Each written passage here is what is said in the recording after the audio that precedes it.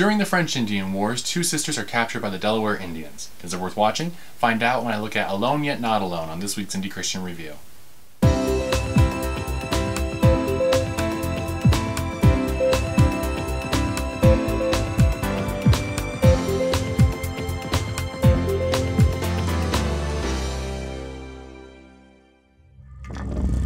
Alone Yet Not Alone has been a long time coming. I remember first hearing about this movie back in like 2011, and it just seemed like this movie would never come out. Released, yet not released. It had a limited theatrical run in 2013, which qualified it for the Academy Awards. It was subsequently nominated for Best Song. But I guess there were some issues with how it was nominated, and so later the nomination was actually rescinded. Nominated, yet not nominated. Yeah, I know lots of people have already made that joke.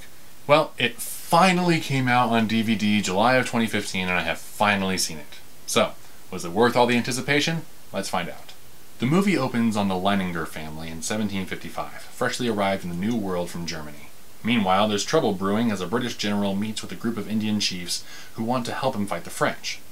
But the general is a total jerk and tells off the chiefs, which makes them then join the French. The Delaware Indians begin attacking settlers and taking captives, including the Leininger daughters Barbara and Regina. After a long, dangerous journey during which Regina is sold to another group of Indians, the captives are brought back to the Delaware's village and are assimilated into the tribe.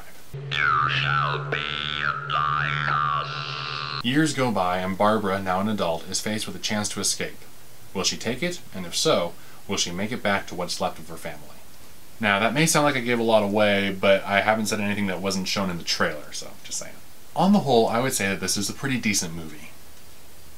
But just decent. I don't know, maybe from everything I've been hearing about it over the years, I had higher expectations than I should have, but nothing really mind-blowing jumped out at me. The acting overall felt kind of stiff. The Indian characters especially felt like they were channeling the 40s and 50s Western movie stereotypes, and it didn't come off very genuine. And for child actors, the kids were pretty good. I always have a great respect for actors who can cry on camera, and there was plenty of that in this movie, so kudos there. The writing felt a little off too. There were some great moments, but I was really struggling with figuring out who was who, especially after we did the time jump when they get to the village. Barbara, the oldest sister, she's the main character, and there was no mistaking who she was from child to adult.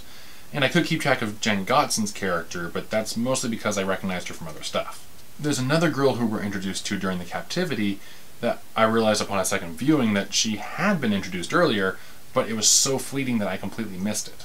There were a couple other characters like that too. We're giving fleeting introductions of them as kids, but by the time we see them again, so much has been going on that I completely forgot about them. Developed, yet not developed. The portrayal of the Indians was curious too. I'd read some first-hand accounts, and I've heard of other accounts where it talked about how the Indians did some pretty sadistic stuff to their prisoners, even the children. It felt like they were trying to show that stuff, but at the same time trying to be tasteful about it, and it just kind of came out unbalanced. I don't mean politically correct balanced, it just didn't come across as authentic to me. I don't know, knowing what I do about the filmmakers, I doubt it was any attempt to be politically correct. It just, I don't know, maybe felt like they were trying to be tasteful, but it came out too sanitized. I don't know, I could be completely wrong about this. It's not a bad story, and it's not really a bad movie. Maybe it's because I was expecting too much out of it. It's not that I was disappointed. There was just more weaknesses than I was expecting. Despite the flaws, it's still a very inspiring, true story of some very courageous young people in our history. It's very well shot, and the music was really nice. And the song that got the movie nominated for the Oscars was really well integrated into the story and actually played some key moments in the plot. So, how would I rate Alone Yet Not Alone? Well, the acting is going to be a 3. There were some good performances, but it was overall pretty flat. The writing's also going to be a 3, because again, despite a good general story, the script suffers from confusing character introductions and a lot of cliched characterizations. The production values, on the other hand, I say are a 5. Like I said, it's very well shot and looks great. For the overall score, I'm going to rate Alone Yet Not Alone a 3.5 out of 5. It's flawed, but I think it does have enough redeeming qualities in the overall story and production to be worth watching. Next week I'll be looking at a movie that's in the same general colonial time period, and it actually just came out last week. I'm talking, of course, about Beyond the Mask.